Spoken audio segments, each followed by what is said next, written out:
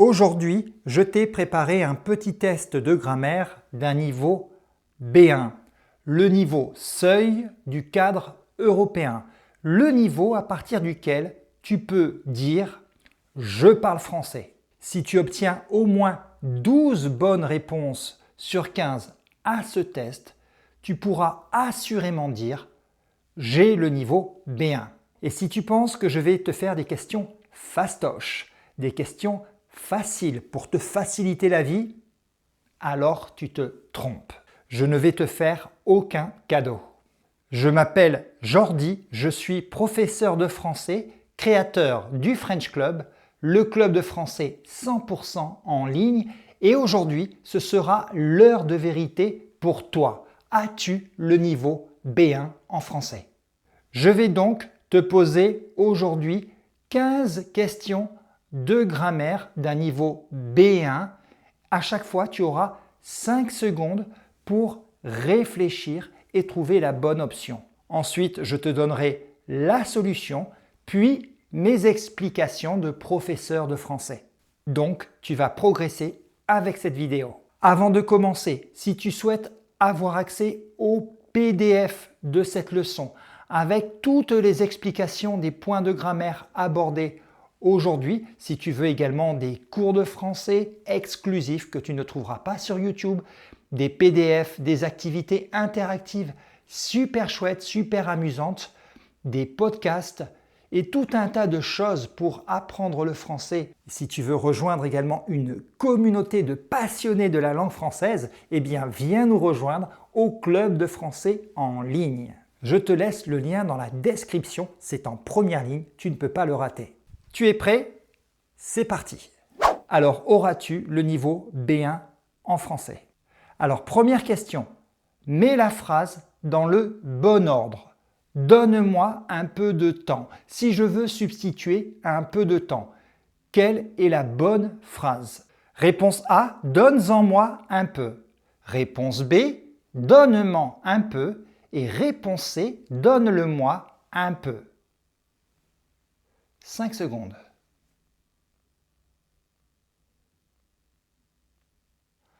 Ok.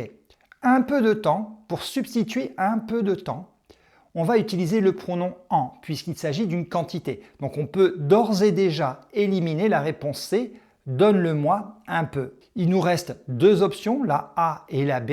Il faut savoir que à l'impératif, il y a un ordre que l'on doit respecter pour les pronoms, que voici. D'accord? Et tu vois que dans ce tableau, eh bien, le pronom « moi » se trouve toujours devant le pronom « en ». Ce « moi » devant un pronom qui commence par une voyelle, comme le « en » ou le « y », il va s'apostropher, il va se transformer en « m ». Donc la bonne réponse était la réponse B, « donne-m'en un peu ». Question 2. Complète la phrase suivante. Téléphone-moi dès que tu chez toi. Tu as trois options. Serai rentré, dès que tu rentreras, ou c'est dès que tu seras rentré. 5 petites secondes. Alors la bonne réponse, c'est sera rentré. C'est un futur antérieur. Comme son nom l'indique, il sert à exprimer une antériorité au futur. Action 1, tu rentres chez toi. Et action 2, tu me téléphoneras. On aurait pu utiliser également rentrera si à la place de dès que, on avait mis au moment où. Téléphone-moi au moment où tu rentreras chez toi. Ce serait possible. Quand tu serais rentré, c'est du conditionnel passé, c'est-à-dire un futur qu'on pourrait utiliser pour un futur hypothétique, mais ce n'est pas adapté à la situation. Pour la question 3, tu dois trouver l'erreur dans cette phrase. 2008, c'est l'année quand nous sommes arrivés à Québec, au Canada. Tu as 5 petites secondes pour retrouver cette erreur.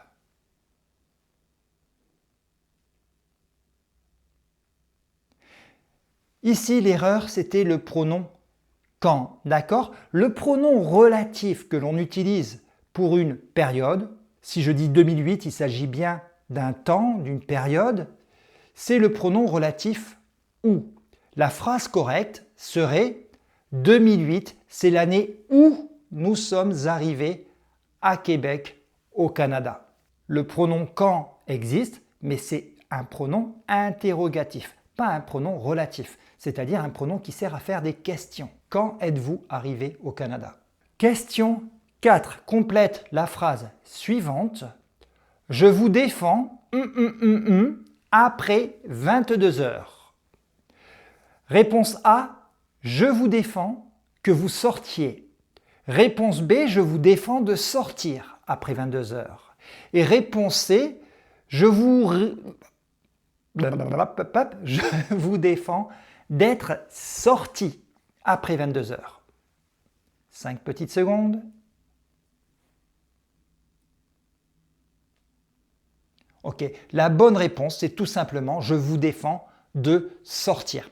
Alors, pourquoi? Parce que le « vous » à qui je m'adresse, d'accord, est déjà mentionné dans la première partie de la phrase. « Je vous défends ». Donc, il n'est pas nécessaire de le répéter. Il n'est pas nécessaire de dire « je vous défends que vous sortiez » avec un subjonctif. On va tout simplement utiliser ici un infinitif. Je vous défends de sortir. Bon, quant à la réponse C, d'être sorti, c'est un infinitif passé, ça sert à parler d'une antériorité. Ce n'était pas adéquat à cette question. Petite précision, j'aurais pu dire « je défends que vous sortiez ». Là, ça aurait été correct. Je défends que plus un subjonctif. Ok, mais si je dis « je vous défends » plus un infinitif. C'est clair? Allez, on passe à la question 5. Question 5. Il faut également compléter la phrase suivante. Mathis n'a pas de bons résultats scolaires. Il parle 5 langues. Est-ce que je dois commencer ma phrase par « bien que »,« même si » ou « alors que ».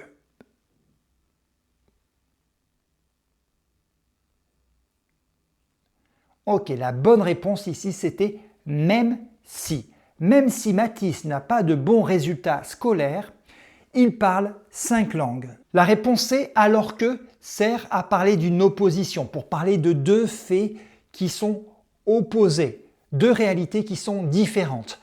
Paris est une grande ville internationale, alors que Clermont-Ferrand est une petite ville de province. Il fallait donc utiliser un marqueur de la concession. La concession sert à marquer un rapport illogique entre deux faits. Mathis parle 5 langues, il devrait être logiquement un excellent étudiant, mais ce n'est pas le cas. Donc là, on avait deux marqueurs de la concession, bien que et même si, mais bien que lui est suivi du subjonctif. Et là, si je regarde le verbe, Mathis n'a pas de bons résultats, c'est le verbe avoir conjugué au présent. C'est la raison pour laquelle il fallait utiliser « même si ».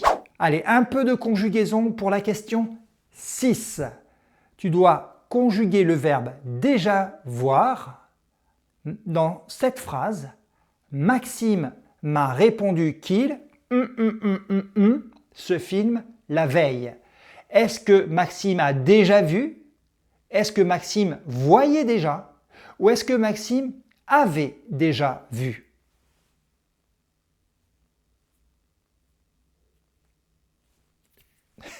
Une seconde. Ok, la bonne réponse, c'était avait déjà vu. C'est un plus que parfait. Le plus que parfait, c'est un petit peu le passé du passé. Maxime m'a répondu, par exemple, hier, qu'il avait déjà vu. Donc c'est du plus que parfait, c'est-à-dire que le verbe auxiliaire avoir est conjugué à l'imparfait, suivi d'un participe passé. Il avait déjà vu ce film avant, la veille, le jour d'avant. La question 7 aborde la question de la forme passive. Tu dois remettre la phrase suivante dans le bon ordre. Si tu as besoin d'un petit peu plus de 5 secondes, c'est normal, tu peux appuyer sur pause le temps de réfléchir et de bien construire ta phrase.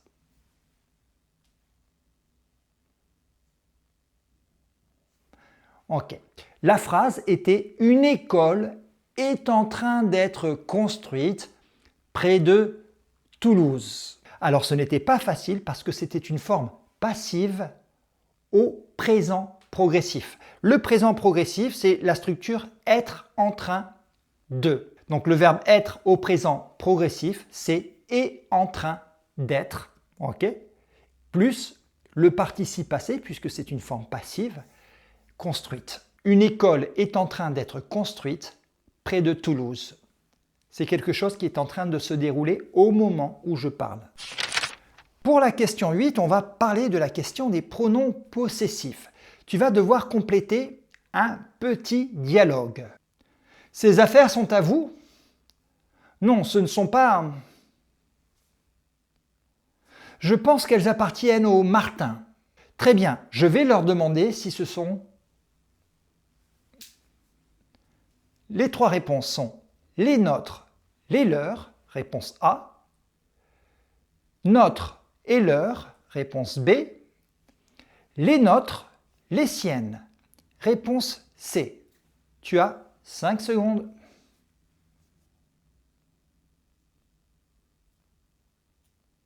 Ok, il faut éliminer évidemment la réponse C, d'accord? Les siennes, parce que les siennes, c'est pour une troisième personne au singulier. Et là, je parle des Martins, c'est une famille, il y a plusieurs personnes. Donc la bonne réponse, c'était la réponse A, les nôtres, les leurs. Allez, on arrive maintenant au thème de la négation complexe. C'est notre question 9. Tu dois compléter « Je n'ai vu dans cette pièce ». Je n'ai aucun vu, je n'ai jamais vu ou je n'ai rien vu. Réponse A, B, C. 5 secondes.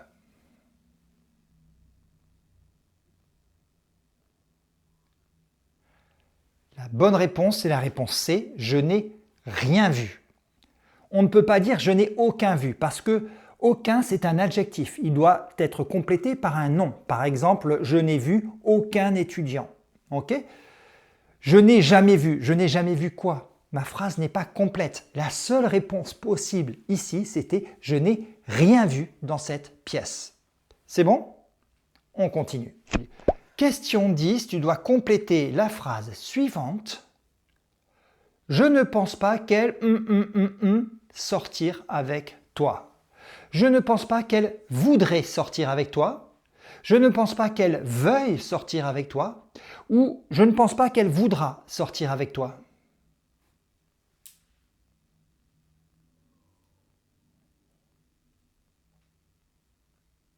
Ok, la règle en français dit que je ne pense pas est suivi du mode subjonctif. C'était donc la réponse B. Je ne pense pas qu'elle veuille sortir avec toi. Et pourquoi on utilise le subjonctif ici? C'est parce qu'on émet un doute. C'est un sentiment, c'est une émotion. On utilise donc le mode subjonctif. Allez, la question suivante aborde le thème des connecteurs logiques. Là aussi, il s'agit de compléter une phrase. La vente de voitures électriques a augmenté. Celle des modèles diesel qui a fortement chuté. Réponse A, alors que. Réponse B, contrairement à. Et réponse C, pourtant.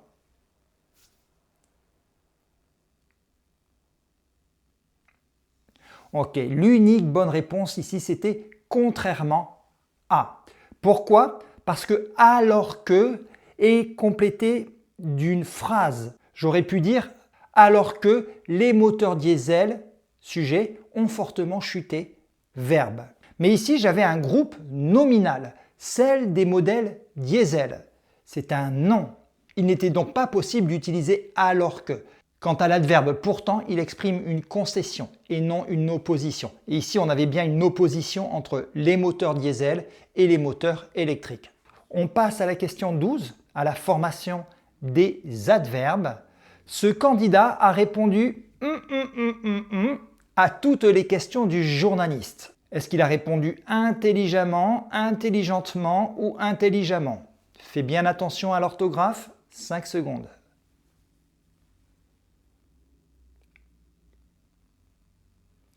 C'était la réponse C. Il a bien répondu intelligemment. Ça s'écrit E2M-E-N-T et ça se prononce amant.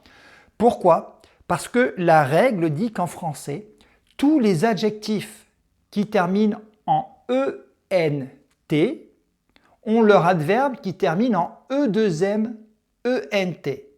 Par exemple, évident, évidemment, fréquent, fréquemment, violent, violemment, intelligent, intelligemment. Passons maintenant à la question 13 qui porte sur le discours indirect. On aura vu beaucoup de points de grammaire aujourd'hui. Là aussi, il faut compléter une phrase. Bastien a prévenu les dirigeants qu'il avec un peu de retard. Est-ce que Bastien a prévenu les dirigeants qu'il arrivera? Réponse A. Qu'il allait arriver? Réponse B. Ou qu'il arriverait? Réponse C.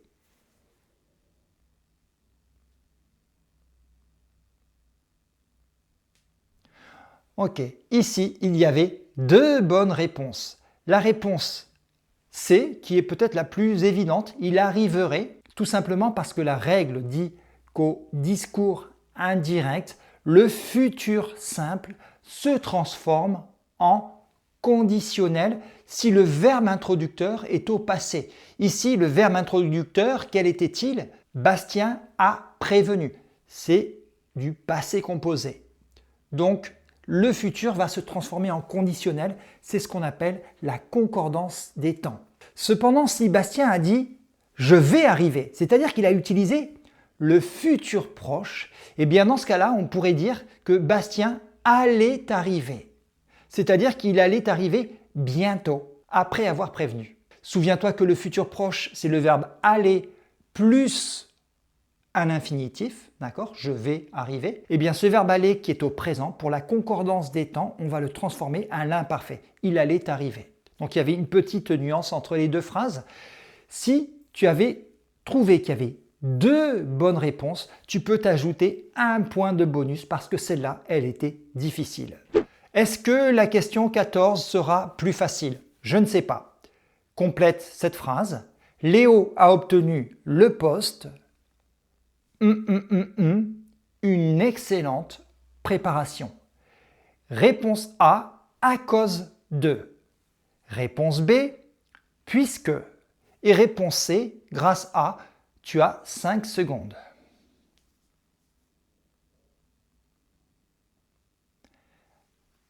La bonne réponse, c'était la réponse C, grâce à. Tu l'avais trouvé? Alors pourquoi? Les trois expressions à cause de, grâce à et puisque introduisent effectivement une cause. Mais puisque est suivi d'une phrase. Ici, on avait une excellente préparation. Il n'y a pas de sujet, il n'y a pas de complément. Ce n'est pas une phrase, c'est un groupe de noms. À cause de et grâce à sont suivis d'un nom, mais lorsque j'utilise à cause de, c'est que la conséquence est négative. Or, Léo a obtenu un poste. La conséquence était positive, il fallait utiliser grâce à. Sauf si tu penses bien sûr que Léo n'était pas fait pour ce poste. 15e et dernière question. Ella est étudiante de sa classe, c'est celle qui travaille Tu as trois options. La mieux, meilleure, réponse A.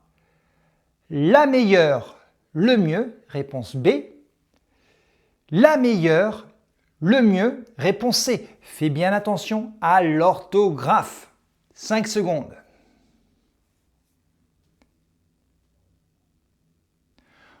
Ok, c'était la réponse C. La meilleure, le mieux. C'est un superlatif. Je ne compare pas Ella avec une autre élève. Je compare Ella avec toutes les autres élèves de sa classe. Quand on utilise un superlatif, il faut utiliser l'article, le et la, devant le comparateur. Ella est une bonne étudiante. Il s'agissait d'un comparateur irrégulier. On ne dit jamais plus bonne, on dit meilleure. La meilleure, il fallait faire attention. Comme il s'agit d'une élève, d'une étudiante au féminin, il fallait mettre un E à la fin de meilleur. Et là, travaille bien, on ne peut pas dire plus bien, ça ne se dit pas en français, on doit dire mieux. Donc Ella est la meilleure étudiante de sa classe, c'est celle qui travaille le mieux. Alors dis-moi dans les commentaires combien tu as obtenu à ce test de grammaire d'un niveau B1. Quel est ton score? Rappelle-toi, si tu as obtenu 12 points ou plus, tu peux dire que tu as le niveau B1. Alors si tu as fait des erreurs, c'est normal parce que lorsqu'on apprend une langue, eh bien c'est toujours comme ça, on fait des erreurs et c'est grâce à ces erreurs que l'on apprend. Donc tu peux me mettre ton score, mais tu peux me dire également sur quel point de grammaire tu t'es trompé. Et je t'invite à faire une phrase avec un exemple. Une fois que je te l'aurai corrigé, tu pourras noter la règle dans ton petit carnet de français et noter cette phrase en exemple parce que je vais corriger vos phrases dans les commentaires. C'est ainsi que l'on progresse et c'est avec le French Club que l'on progresse en français. Souviens-toi que si tu veux avoir accès au PDF de ce cours avec les réponses et les explications, si tu veux avoir accès également aux cours, aux podcasts, aux PDF, si tu veux échanger avec une communauté de passionnés de la langue française, tu peux venir nous rejoindre au Club de français. Tout ceci est dans les commentaires. Je te remercie d'avoir participé, je te félicite pour ton score, quel qu'il soit. Je te dis à la semaine prochaine, même chaîne, même jour, même heure.